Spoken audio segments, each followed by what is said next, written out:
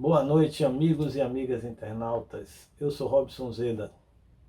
Boa noite, eu sou Rose Berens e é uma alegria estarmos com vocês na quarta noite da 16ª Semana Espírita do Centro Espírita Harmonia, tecendo a nossa história. O tema central da nossa Semana Espírita é Psicologia e Espiritismo, Fronteiras do Saber. Para iniciar a noite de hoje, que tal conhecermos o que fazemos aqui? Vamos aos vídeos? A Fundação Lar Harmonia é uma entidade sem fins lucrativos, criada a partir de 1994 com o objetivo de agregar pessoas, reunir pessoas com interesse em proporcionar algo de útil para a sociedade e, sobretudo, levar as pessoas a uma consciência do porquê e para que estão aqui nesta vida. Começamos com um projeto educacional. A nossa ideia era atingir a criança inicialmente, para que esta criança, sendo formada aqui, pudesse um dia ser um cidadão capaz de levar a sociedade a um processo de transformação para a melhoria das condições de vida. Então nós criamos uma creche escola. Essa creche não só atingiria a criança, como também os seus pais, a sua mãe, desobrigando-se dos cuidados diários, entregaria isso à instituição e poderia trabalhar. E para que essa mãe e esse pai trabalhassem, nós criamos oficinas profissionalizantes. Essas oficinas iriam oferecer algum tipo de atividade, de profissão, de conhecimento para que esses pais pudessem trabalhar. Então nós temos várias oficinas em andamento aqui na Fundação. A creche escola, as oficinas, que buscamos parceiros para cada uma das nossas oficinas. Uma delas, a oficina de balé. Então, nós procuramos levar para a comunidade carente o balé, visando levar à criança um gosto clássico, uma disciplina, algo que pudesse melhorar a autoestima daquela criança que vive em condições às vezes degradantes.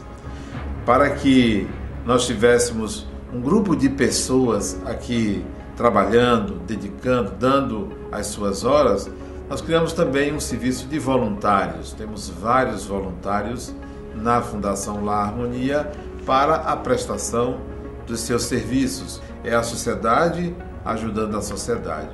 Criamos também, desde 1996, um atendimento médico gratuito. Esse atendimento médico é feito à criança e à sua família e à própria sociedade. São muitos voluntários médicos, enfermeiros e outros profissionais da área de saúde atendendo a população gratuitamente. Além disso, nós criamos um atendimento psicológico, temos um núcleo de psicologia, muitos profissionais trabalhando, buscando dar a essa sociedade um ponto de equilíbrio, uma forma de entender a própria vida e os seus processos. Além desses serviços, nós criamos um SAC, um Serviço de Atendimento ao Cidadão, em convênio com o Estado, em convênio com o Tribunal de Justiça, com o Ministério Público. Há uma Casa de Justiça e Cidadania, onde as pessoas aqui vêm trazer suas demandas, seus litígios, suas querelas com a sociedade e com outros indivíduos. Então nós damos um atendimento preliminar. A Fundação Lar Harmonia também possui uma editora e distribuidora de livros. Esses livros visam disseminar ideias que levem o ser humano a uma autoconsciência, a um processo de autotransformação e de espiritualidade. A edição desses livros é para custear as obras da Fundação Lar Harmonia. Todos os autores doam os seus livros para a nossa instituição poder não só disseminar ideias, quanto captar recursos para os seus projetos sociais. Outro projeto que nós temos que visa captar recursos é um bazar permanente. Recebemos doações de roupas, sapatos, bolsas e outros objetos e vendemos a preço bem acessível para que esses recursos possam ser utilizados para os nossos diversos projetos. Também estamos construindo um lar de idosos. Esse lar de idosos visa abrigar pessoas que não tenham condições de moradia, não tenham família e necessitem de um espaço para viver, um centro de convivência do idoso, onde ele possa aprender regras de convivência, a entender a vida como algo diferente do que ele aprendeu durante todo o processo existencial. Também estamos construindo um centro de reabilitação de sequelados em AVC. É importante dizer que todos esses serviços são prestados gratuitamente, porque a Fundação é uma entidade sem fins lucrativos, que busca, através de parceiros, pessoas físicas, empresas, pessoas jurídicas, oferecer esses serviços à comunidade, que visa dar à sociedade condições da própria sociedade de resolver os seus problemas. Consta, então, esta possibilidade de uma reorganização social, uma melhoria das condições de vida do cidadão.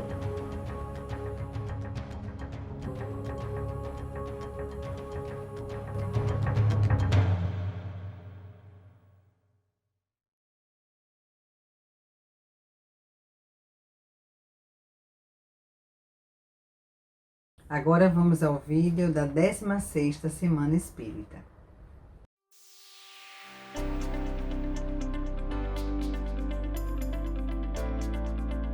O conhecimento da mente humana ainda se encontra tímido, pois se procura no cérebro o que pertence a outra dimensão de realidade. Por outro lado, o espírito também é um ilustre desconhecido da ciência, que reluta em não admitir sua existência e imortalidade. Tratado como um ser pertencente à fé, o espírito é relegado ao terreno pantanoso da dúvida simplória. O saber psicológico trata do comportamento e dos processos psíquicos que envolvem o pensar, o sentir e o agir humanos. Da mesma forma, o Espiritismo trata da imortalidade do espírito e de suas relações com outros que se encontram em diferentes dimensões existenciais.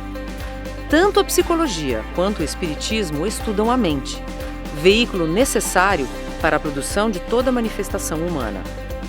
Os dois saberes contemplam o estudo da mente e suas implicações na vida em geral. Quando a psicologia compreender o espírito em sua singularidade e como forjador de personagens, e o espiritismo apresentar-se além da roupagem religiosa, certamente teremos uma melhor percepção da imortalidade como inerente à pessoa humana. É hora de unirmos os propósitos de ampliação da consciência, para vislumbrarmos horizontes mais largos na visão do sentido e do significado da vida, atingindo o conhecimento da dimensão espiritual que deu origem à sociedade em que vivemos. Juntos, a psicologia e o espiritismo poderão oferecer ao mundo a saída para as angústias humanas, conduzindo a consciência para além da estrutura cerebral que lhe serve de veículo e manifestação.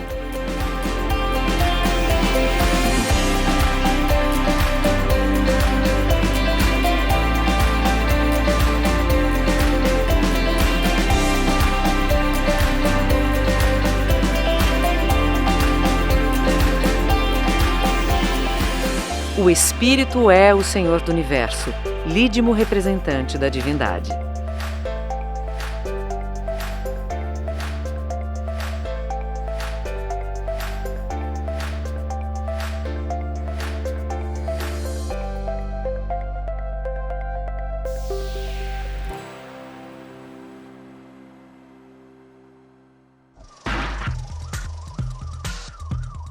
E então, Rose, o que teremos para hoje? Uma palestra com o nosso amigo Adenauer Novaes, psicólogo, diretor do Centro Espírita Harmonia, que falará sobre o tema Psicologia, Espiritismo e as imperiosas interações. Antes de passarmos a palavra para ele, que tal vivenciarmos mais uma experiência diferente? Vamos nos conectar? Sente-se confortavelmente e feche os olhos. Respire suave e lentamente. Imagine um campo aberto, forrado por uma relva baixa e macia. Imagine no meio desse campo uma árvore frondosa, cuja sombra proporciona proteção. Pense num banco de madeira embaixo dessa árvore. Imagine você sentado nesse banco, aguardando alguém. Observe a paisagem à sua volta e imagine um vulto surgindo na linha do horizonte, distante, vindo em sua direção. Seu passo é suave e firme. Seu porte é mediano e sua silhueta se assemelha à de um ser iluminado. Comece a sentir sua aproximação pela tranquilidade que você percebe à sua volta. Seu coração sente a vibração de amor de que ele é portador. Ele se aproxima de você e se senta ao seu lado. Nesse momento, formule a ele uma pergunta relativa à sua felicidade.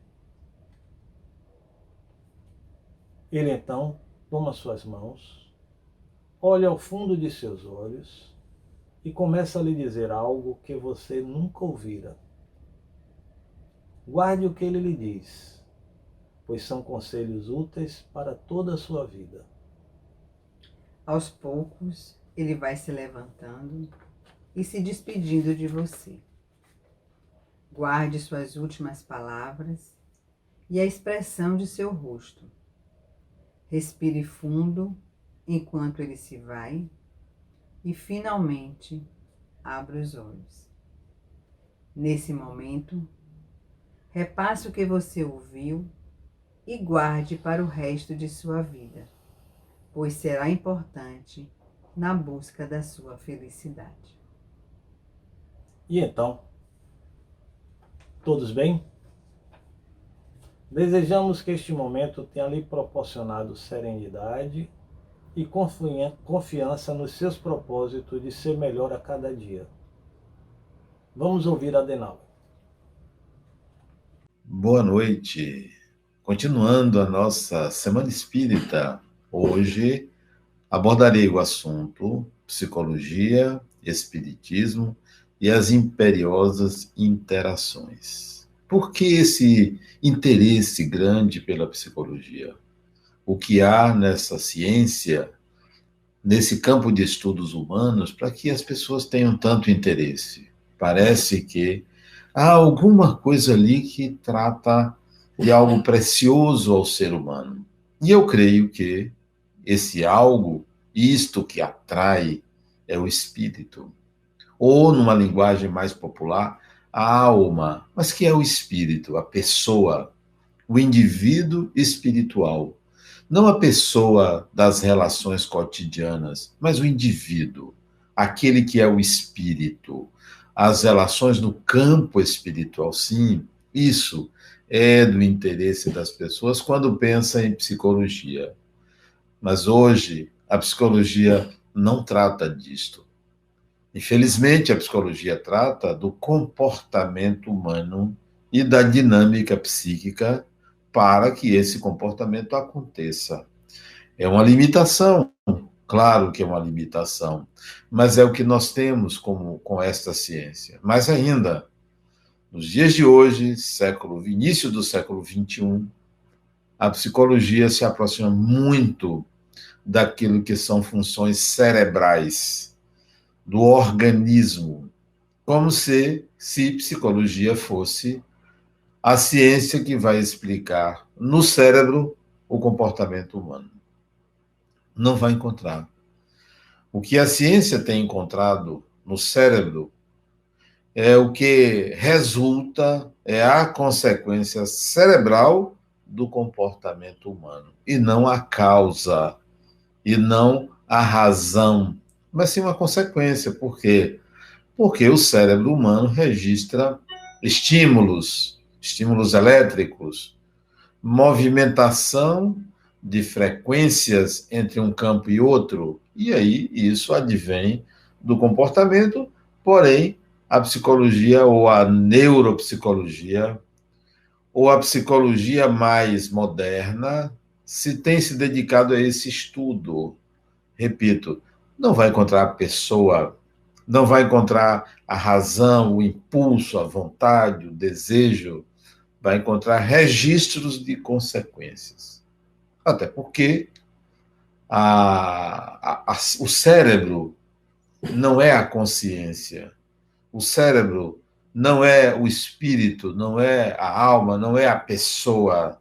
É apenas um órgão centralizador de decisões orgânicas.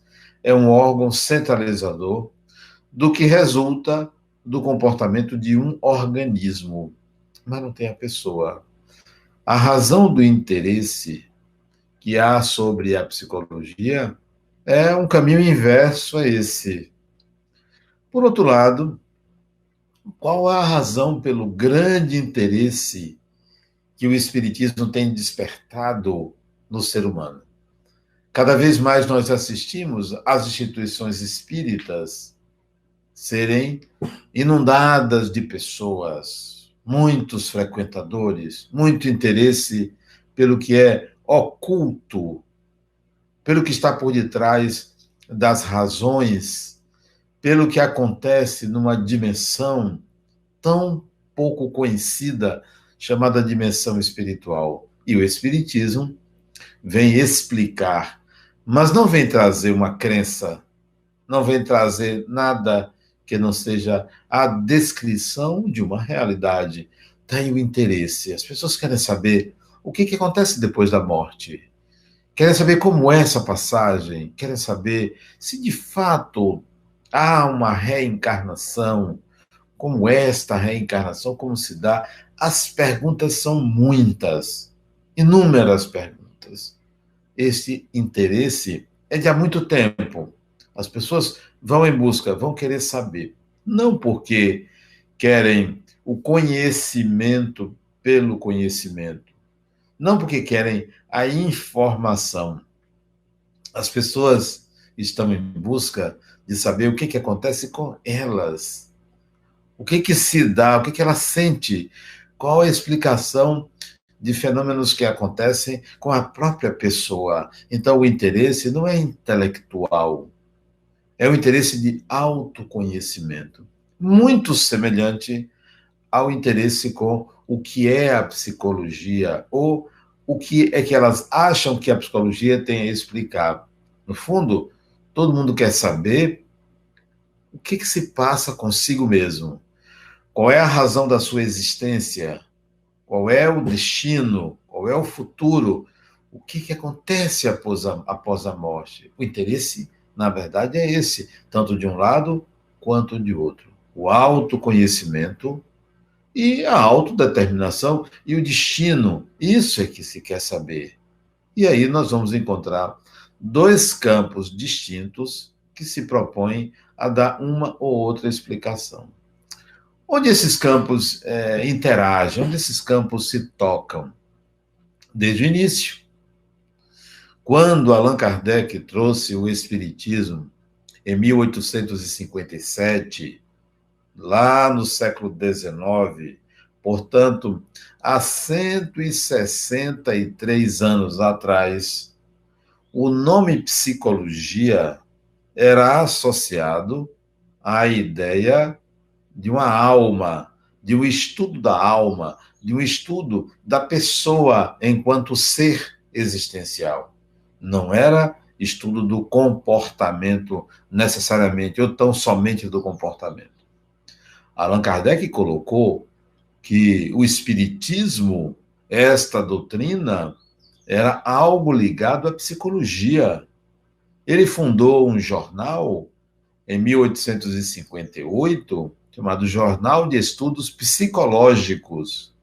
Este psicológico estava relacionado com o ser existente, com o espírito, porque ele considerava a psicologia estudo do espírito, ele e a sociedade. O espiritismo surge trazendo muitas explicações. Logo depois dele editar o Livro dos Espíritos, em 1857, 4 anos depois, ele edita O Livro dos Médiuns, 1861. Esse livro veio trazer um questionamento enorme, porque ele apresentou ideias, soluções, explicações quanto à fenomenologia dita espiritual, fenomenologia mediúnica. Muitas explicações que se buscava nas ciências comuns, então a época do Livro dos Espíritos, muito incipientes, poucos enunciados, era observação, uma experimentação um tanto quanto sem muito controle, mas era uma ciência. Ali se buscavam explicações, o Espiritismo vem e apresenta. Uma certa classe intelectual começou a se incomodar com as explicações espíritas, e aí passa a se dedicar ao que entendiam que era a psicologia. Nasce uma psicologia forçada, forjada para explicar de uma maneira materialista, de uma maneira cerebral, aquilo que o Espiritismo explicava de uma maneira espiritual e até mesmo de uma maneira psicológica, segundo o conceito de psicologia à época. A psicologia se desenvolve em paralelo ao Espiritismo e, em parte, para negar o Espiritismo. O primeiro laboratório de pesquisas chamadas psicológicas, baseadas em pesquisas do organismo, do comportamento do organismo, foi em 1875, muito depois do Livro dos Espíritos, na Alemanha, por um médico chamado William Wundt. É considerado o primeiro laboratório, mas já existiam laboratórios particulares para estudar o comportamento humano a partir do organismo. Nos Estados Unidos, William James, um psicólogo, também tinha o seu laboratório. Todo mundo queria saber o que tinha no corpo humano que explicava o comportamento. Quando os ensinos espíritas despertaram o mundo, no século XIX, a psicologia começa a avançar para trazer explicações aqui e ali sobre o que era o espiritual. A teoria mais comum naquela psicologia, que todo mundo achava, era que o corpo era dotado de uma energia, de uma eletricidade, de um magnetismo, e que o que provocavam os fenômenos, na verdade, era essa energia desconhecida. Mas isso não explicava tudo, porque era teórico isso. Enquanto os espíritos vinham e apresentavam suas ideias, apresentavam fatos, a psicologia nascente trazia possibilidades, mas nada concreto. Pois bem, no final do século XIX, 1898, quase 1900, um austríaco da Tchecoslováquia, Sigmund Freud, um judeu, trouxe a psicanálise. Trouxe estudos mais robustos sobre o comportamento ou funcionamento da mente. Uma teoria sobre o funcionamento da mente. Algo mais robusto sobre o que é o inconsciente. Mas não foi Freud quem descobriu o inconsciente.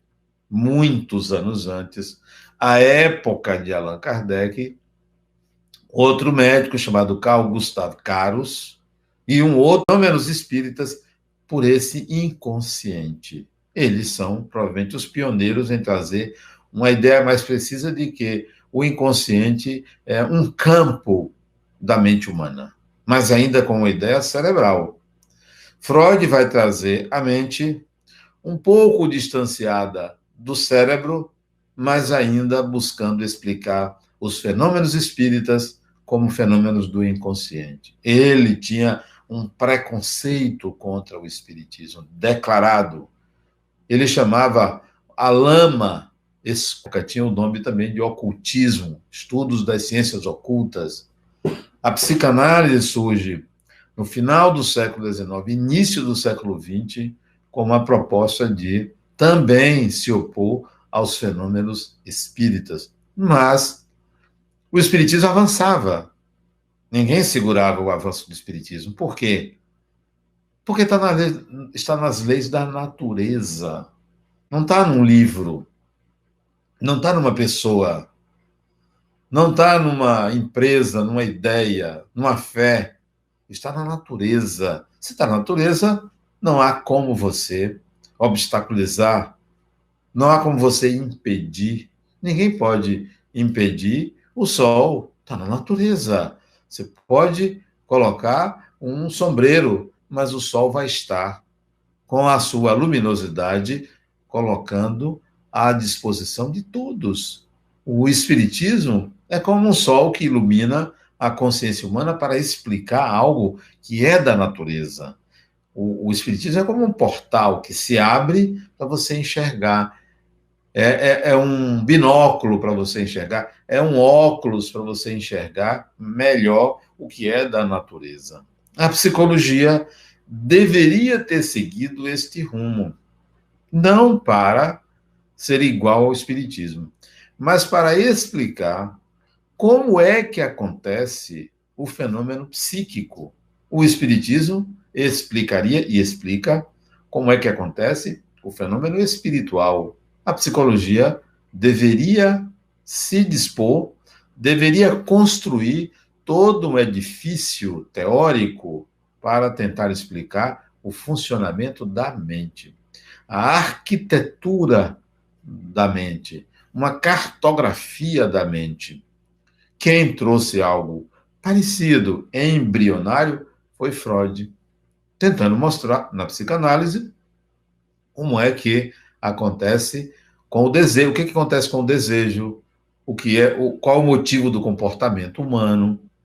Àquela época, ele colocou como sendo a energia sexual, a libido. Depois isso foi modificado, essa teoria foi totalmente ampliada, onde a libido, a energia sexual, é apenas um componente que justifica parte do comportamento humano, mas não a totalidade, muito menos o ser humano. Freud é que trouxe aquela ideia de que existe um inconsciente e uma consciência. E entre os dois, o ego ou o eu. Freud é que trouxe a ideia da pulsão, de algo que busca emergir e acontece como um comportamento. Id, ego e superego. O id como a pulsão, aquilo que é a energia que movimenta a vida, o ego como sendo o senhor que conduz essa energia, e o superego, aquele ser coletivo, social, que tenta moderar o comportamento a partir de limites ou de valores. Então, ele trouxe isso, foi pioneiro, inegável. O trabalho de Freud, as ideias de Freud, embora contenha limitações quanto ao espiritual e outras limitações em relação a essa mesma arquitetura da mente. Então, a psicologia, ela se divide com Freud. Psicologia, digamos assim, orgânica e psicanálise. Psicologia objetiva corporal, psicologia subjetiva mental. Até hoje nós vamos encontrar essa divisão. Há uma psicologia subjetiva e há uma psicologia dita objetiva. Mas, no começo do século passado, lá por volta do 12º, 13º ano, surge uma outra luz na psicologia. Surge alguém com uma outra visão. Surge alguém com uma visão muito mais ampliada, que foi Carl Gustav Jung, médico também, tinha conhecido Freud, começou a divergir das ideias de Freud, trouxe uma outra dinâmica psíquica, uma outra arquitetura para a mente humana. O que é a mente?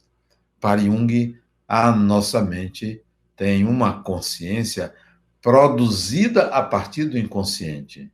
Para Freud, a mente tem uma consciência que produz o inconsciente a partir daquilo que é reprimido, a partir daquilo que é esquecido.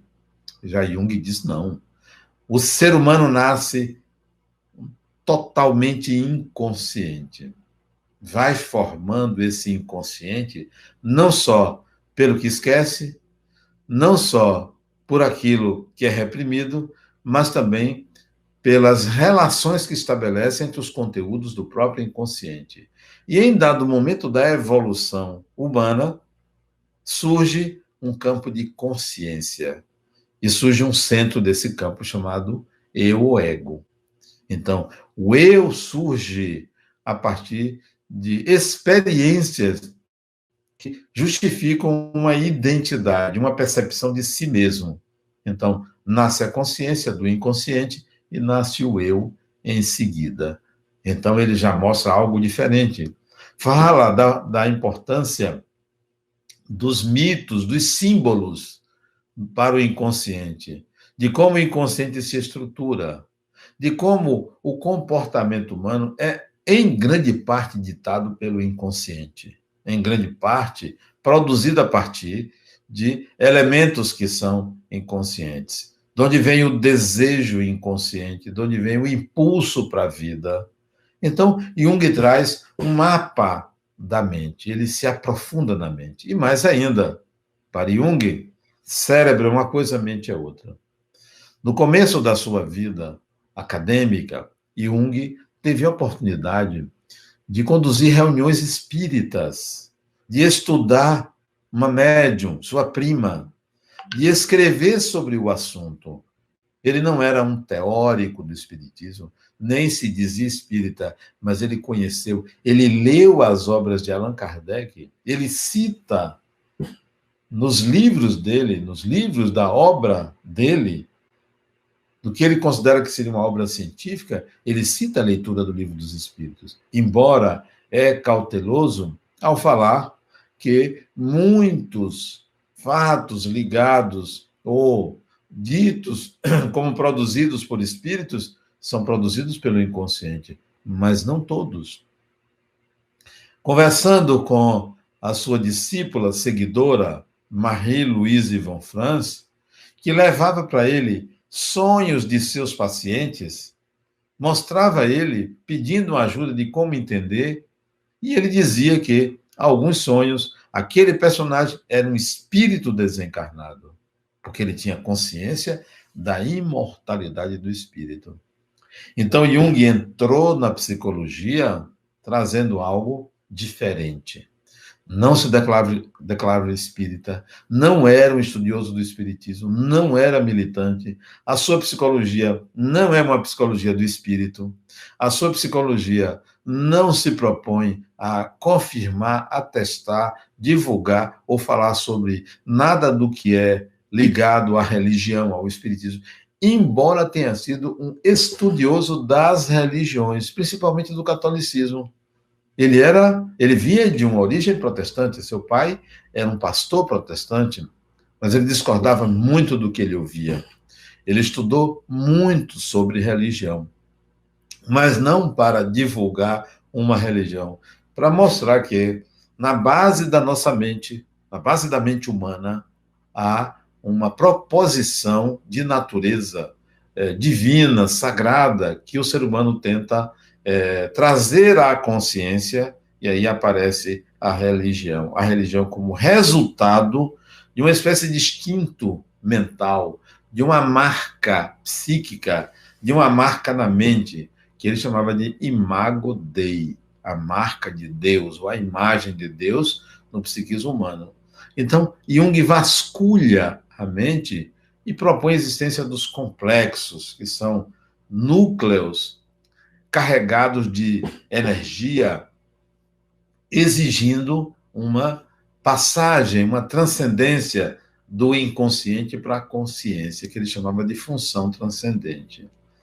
A teoria dos complexos marca a psicologia analítica, a psicologia profunda, a psicologia junguiana, mais conhecida como psicologia analítica.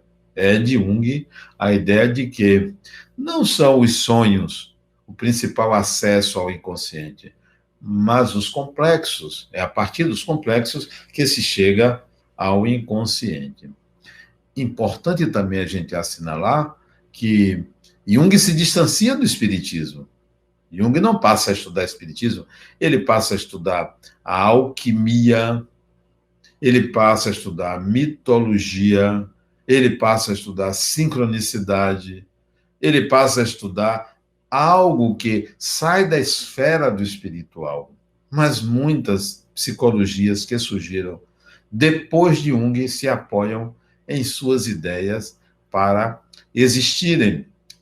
A psicologia da Gestalt mesmo vai utilizar conceitos junguianos, a psicologia transpessoal vai utilizar conceitos junguianos, a psicologia humanista de Carl Rogers vai utilizar conceitos junguianos. Então, os conceitos de Jung são muito atuais hoje.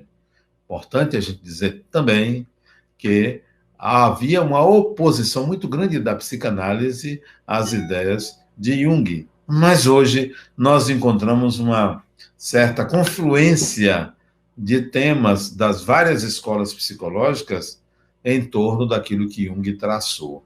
Então, eu diria que Jung foi um arqueólogo da mente humana. Ele estudou a fundo o que poderia ser compreendido ou o que pode ser compreendido como psique, como mente, como aparelho psíquico. Bom, por outro lado, o Espiritismo segue seu caminho. O Espiritismo não fica estagnado na obra de Allan Kardec. Ele se espalha pelo mundo. Começou em Paris, lá, em 1857, e vai adiante para os países próximos, para a Espanha, para a Itália, para a Alemanha, e vem ao Brasil. O Espiritismo aqui se instala de uma forma bastante intensa e profunda. O primeiro centro espírita aqui no Brasil foi na Bahia, em 1865, portanto, Allan Kardec estava ainda encarnado. Allan Kardec desencarnou em 1869. Em 1865, aqui na Bahia, Luiz Olímpio Teles de Menezes, um jornalista, cria um jornal para falar de espiritismo aqui na Bahia. 1865, olha quantos anos isso faz. Primeiro jornal chamado Eco da Além Túmulo. Isto é, aquilo que reverbera do mundo espiritual e é possível sair para o mundo material. Foi combatido, foi perseguido, mas saiu. E grupos espíritas existiu aqui na Bahia desde aquela época. Disse que a Bahia é o berço do espiritismo no Brasil. Mas é possível que não, porque muitos já tinham ido a Paris, conhecido as obras de Allan Kardec, e trouxeram para o Brasil e faziam estudos dessas obras. E também não foram os livros espíritas que iniciaram grupos mediúnicos. Grupos mediúnicos são anteriores à obra de Allan Kardec, tanto aqui como na França, como em outros países. A mediunidade não pertence ao espiritismo. A mediunidade, ela está presente no ser humano. Para vocês terem uma ideia, no século XVII, por volta dos anos 50, 1650, um inglês de nome George Fox, lá na Inglaterra, lá em Londres, ele começou a se opor às ideias do seu pai, que era pastor. Ele, com 20 e poucos anos, 1650, se opôs. Ele não concordava com a interpretação dada ao cristianismo. O filho dele não concordava com a existência de castas sacerdotais. Ele não concordava com a necessidade de fazer estudos da Bíblia para falar em nome de Jesus. Ele achava que todo ser humano poderia falar em nome do Cristo. Segundo ele, 1650, século XVII. E ele dizia que qualquer pessoa, não precisava ser iniciado, não precisava ser sacerdote, poderia receber o Espírito Santo. Sabem o que era receber o Espírito Santo? Era mediunizar. Era falar o chamado dom das línguas, era falar como Pentecostes, isto é, aquele fenômeno que aconteceu 50 dias depois da ressurreição de Jesus, ressurreição entre aspas, 50 dias depois do domingo de Páscoa, aconteceu um fenômeno das línguas, de falar línguas, da mediunidade, do Espírito Santo se comunicar, como eles interpretaram que era a mediunidade. Pois bem, George Fox dizia que todo ser humano poderia falar em nome do Espírito Santo.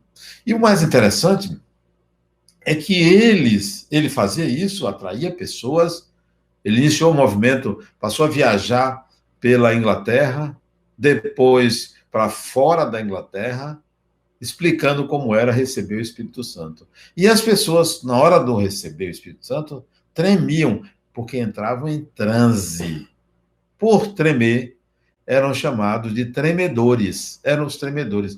George Fox iniciou um movimento dos tremedores. Em inglês, dos Quakers, ou Quakers. Quakers, tremedores. Ficaram conhecidos como os Quakers, os amigos de Cristo. Os Quakers, os tremedores. Pois bem, George Fox foi perseguido, preso várias vezes na Inglaterra, várias vezes. Ele viajou para os Estados Unidos, para a região ali de Maryland, para a região ali do estado de Nova York, ali próximo, no nordeste dos Estados Unidos. A doutrina dele transbordou para todo o mundo. Século XVII. Ele falando hoje o que o Espiritismo prega, a mediunidade. O falar o que vem do mundo espiritual. Um americano de nome William Penn pegou essas ideias e passou também a divulgar e fundou uma província que tem o nome dele, a Pensilvânia. A Pensilvânia nasceu em cima das ideias de George Fox, das ideias da mediunidade. E foi na Pensilvânia, que fica logo ali abaixo do estado de Nova York, foi na Pensilvânia que se assinou a Declaração de Independência dos Estados Unidos. Foi ali. E algumas ideias de George Fox, de William Penn, constam hoje na Constituição Americana. Vem dos tremedores, vem dos Quakers. E não foi à toa que ali, um pouco mais acima da Pensilvânia, no estado de Nova York, próximo lá daqueles lagos, próximo do Canadá, numa aldeiazinha próxima da cidade de Rochester, uma aldeiazinha no condado de Arcádia, uma aldeia chamada Hydesville, 1848, um pouco antes de Allan Kardec, pouco antes, 1848, 31 de março de 1848, 3 meninas, Margaret, Anne e a irmã Meg, Anne e a irmã, as 3, começaram a conversar com algo que batia na parede de madeira. Pancadas, tipologia. Surgiu a comunicação. E essas pancadas disseram: eu sou um espírito, meu nome é Charles Rosman. Fui um mascate que passou por aqui e os antigos moradores me assassinaram para me roubar.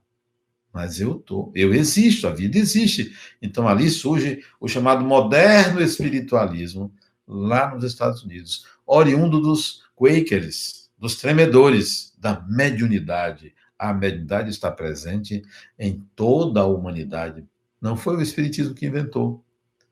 O Espiritismo traz esse estudo. Allan Kardec faz um estudo robusto sobre a mediunidade em 1861 com o livro dos Médiuns.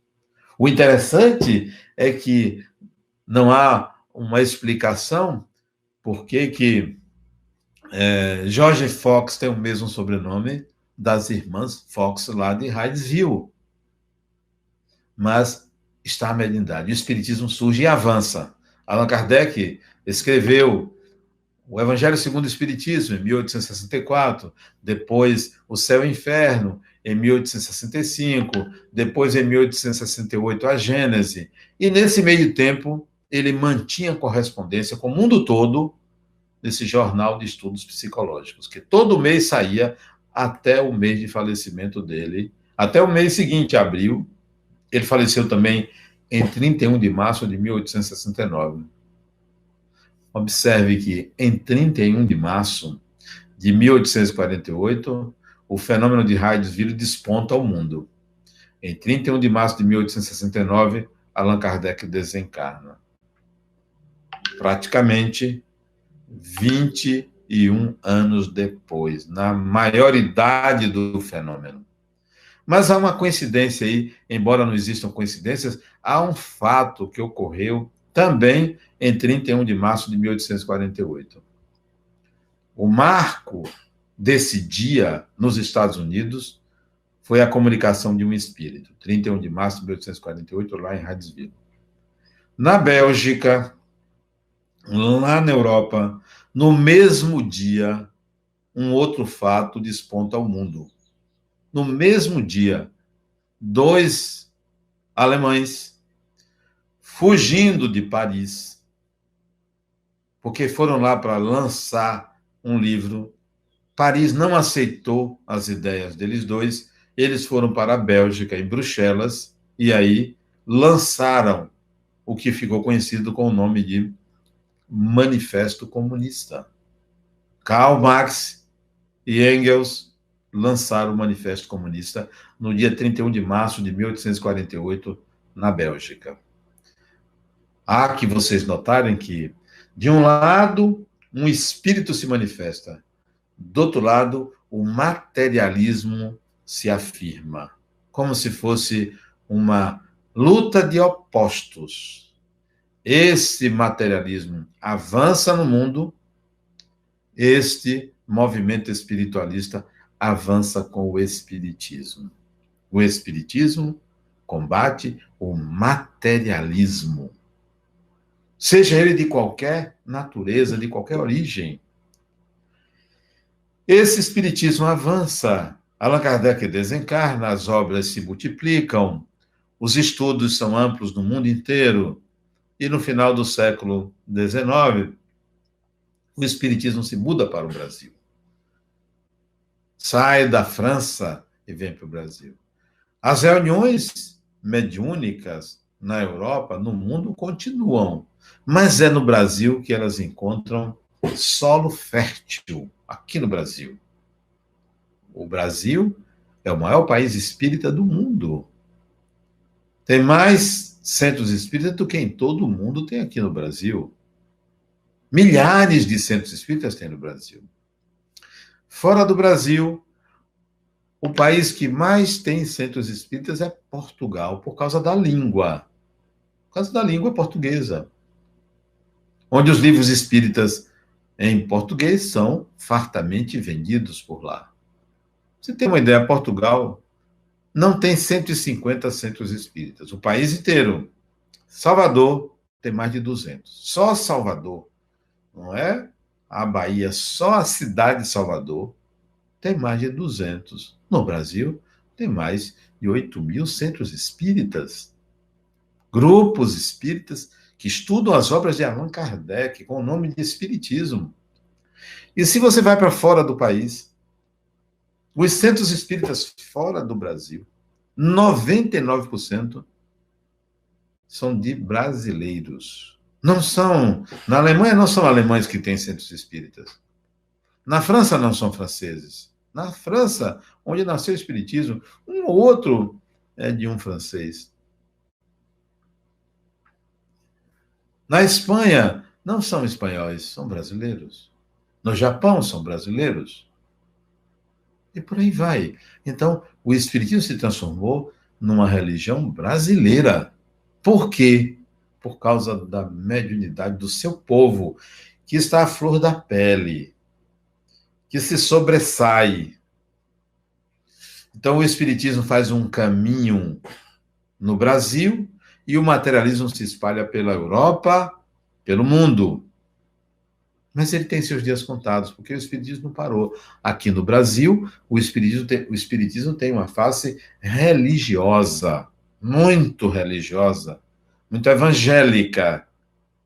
Mas, no século passado, século XX, lá pela altura dos anos 80, isso, portanto, há 40 anos atrás, começou no Espiritismo brasileiro, ou no Espiritismo, um movimento de estudo da mente humana, de detalhamento da mediunidade, da função da mediunidade na mente humana, de como acontece a mediunidade e o inconsciente, e a consciência, e o eu. Alguns livros foram editados trazendo explicações do funcionamento da mente. E vale destacar dois indivíduos. Primeiro, Francisco Cândido Xavier, que a partir dos 21 anos começou a produzir dezenas, centenas de livros, mais de 400 livros em sua vida toda. Ele nasceu em 1910, desencarnou em 2002, aos 92 anos. Publicou, editou mais de 400 livros.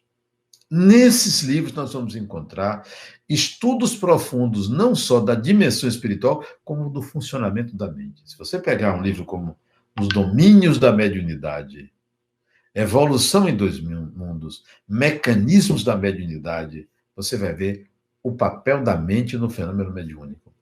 Como o fenômeno mediúnico interfere na mente.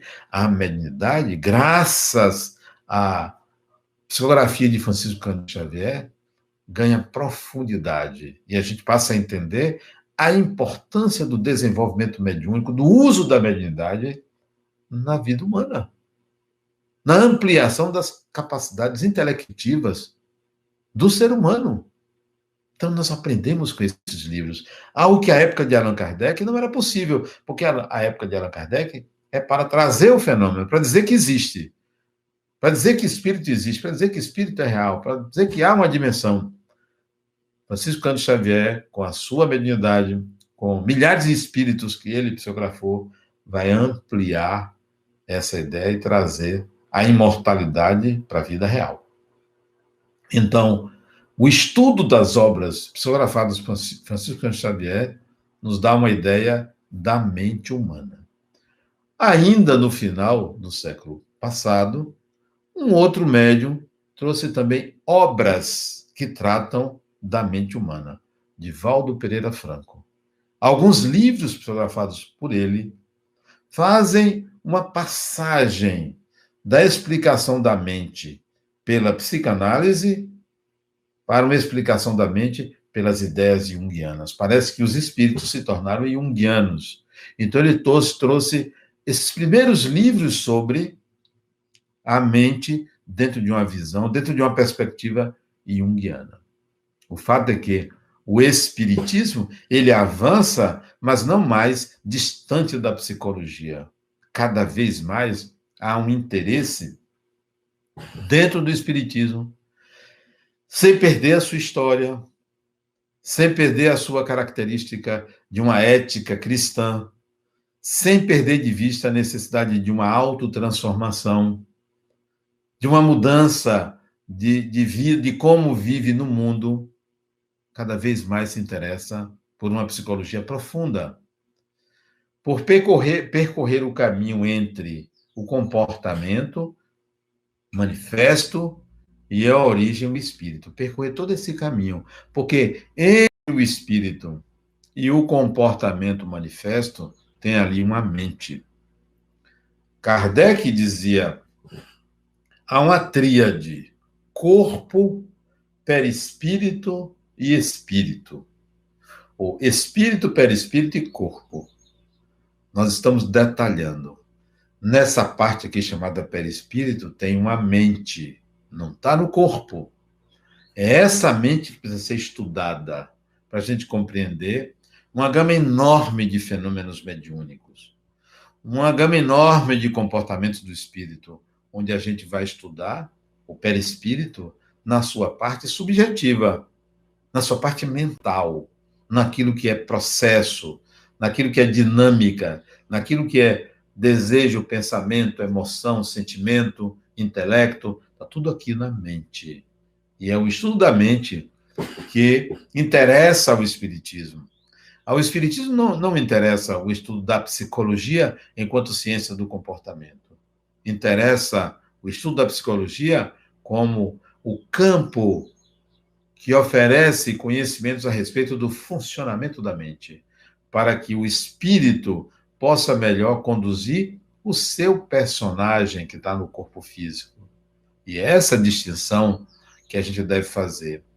De um lado tem o espírito, do outro lado, quando ele reencarna, tem um personagem gerado, criado pelo meio, pela genética, pela mente que o espírito possui ao usar o seu perispírito e pelo próprio espírito.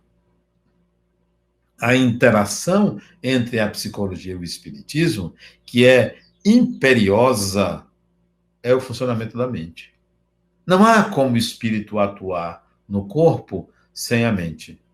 Não há como o corpo interagir com o espírito sem a mente. É essa interação imperiosa, fundamental. Nós precisamos estudar cada vez mais a vida espiritual de um lado, a dimensão espiritual, porque é a continuidade, e do outro precisamos estudar como funciona a mente. Como é a sua mente, como é a minha mente. Isso é o caminho que o Espiritismo está tomando, graças aos conhecimentos trazidos através desses médiuns e de outros. Tem uma médium fantástica, já falecida, Ivone do Amaral Pereira. Ela trouxe livros que exatamente mostram a gente como é o fenômeno. Ela trouxe um livro chamado Recordações da Mediunidade. Fantástico trabalho de Dona Ivone Pereira do Amaral. E outro conhecimento, uma literatura vastíssima, que vale a pena se conhecer tudo aquilo que vem do mundo espiritual, mesmo que a gente ache que seja animismo, mistificação, tudo vale a pena. É como Castro Alves dizia, livros a mancheia e mande o povo pensar. Então, nós temos direito a ler romances, em uma conta que é o zelador, não existe. O espírito é livre para manifestar seu conhecimento. E nós estamos assistindo isso. Século XXI, o estudo mais profundo do espírito. A psicologia que está nascendo não é uma psicologia espírita. Não é uma psicologia junguiana. Não é uma psicologia freudiana. Não é uma psicologia comportamental. A psicologia que está nascendo é a psicologia do espírito. Daquilo que é. O espírito que chega e vai dizer o que ele quer, quem é ele. Vai dizer que há uma reencarnação, que há uma mediunidade. Não vai se apresentar como espírita, nem como cristã. Não há uma psicologia espírita, nem psicologia cristã. Há uma psicologia do espírito. É para onde nós caminhamos. O espiritismo é a doutrina que trata da origem e natureza dos espíritos e da relação dos espíritos desencarnados com os espíritos encarnados. O espiritismo veio para isto. E a psicologia é a ciência do espírito. Então, nós estamos inaugurando a era do espírito como um ser interexistencial e uma psicologia que trata deste ser interexistencial. Eu fui fazer uma palestra num congresso, ele também foi. Tinha lido todos os livros dele, e ele me perguntou o que eu estava fazendo ali naquele congresso. Eu disse, eu vou fazer uma palestra. Ele sobre o quê? Sobre psicologia e espiritismo. E ele sabia que eu era psicólogo. Ele perguntou, mas como é que você consegue separar essas duas coisas? Eu disse, professor, eu vim aqui para mostrar que elas podem estar unidas, que elas tratam, que elas têm uma fronteira muito grande, que precisa ser conhecida tanto de um lado quanto de outro. Psicologia do espírito é a psicologia do futuro. O espiritismo trata exatamente do espírito como um ser imortal. No Centro Espírita Harmonia, nós tratamos de levar as pessoas à consciência de que somos todos espíritos imortais. Não apenas crer, mas saber. Não apenas saber. Existir consciente dessa realidade e viver consciente dessa realidade. Seja bem-vindo, seja bem-vinda à Era do Espírito Imortal. Muita paz. Que palestra maravilhosa! Como sempre, nosso amigo Adenauer ampliou os nossos horizontes espirituais e de saberes. Amanhã seguiremos neste mesmo clima, com um bate-papo com Mário Lago e convidados sobre o tema toque. É psicológico ou obsessão espiritual? Nessa hora. Alô, tudo bem? Como é que você tá? Não, eu tava terminando de assistir aqui a palestra de Adenauer da Semana Espírita. Foi boa, muito boa. Psicologia, espiritismo e as imperiosas interações. Vale muito a pena, vale muito a pena. Não deixe de assistir, não. Não, daqui a pouco eu paro, tô cansado. Tá bom. Se fala amanhã. Um abraço. Deixa eu ver aqui o que é que falta. O que é que eu deixei de fazer hoje? Ficou faltando aqui a chamada da atividade de amanhã do júri simulado. Pô, mas não vou fazer isso mais hoje, não. Vou dormir, descansar. Amanhã eu faço isso logo cedo. Amor, apaga a luz aí. Não posso esquecer de gravar a chamada do júri simulado amanhã. Por que essa cara de surpresa? Você não sabe que quando o corpo físico descansa, o espírito continua trabalhando em desdobramento? Portanto, estou aqui para convidá-lo a continuar assistindo à 16ª Semana Espírita do Centro Espírita Harmonia, cujo tema central é Psicologia e Espiritismo, Fronteiras do Saber. Amanhã, sexta-feira, teremos o Júri Simulado, cujo tema deste ano é toque. É psicológico ou uma obsessão espiritual? Vamos contar a história de Gilmara e seu filho Vinícius, que sofre do transtorno obsessivo-compulsivo. Teremos a participação de alguns voluntários do núcleo jurídico e do ambulatório da Fundação La Harmonia. Portanto, não deixem de assistir Júri Simulado amanhã. Deixa eu seguir, porque à noite é uma criança e ainda tem muito trabalho. Até mais. Esperamos vocês amanhã. Muito obrigada. Boa noite.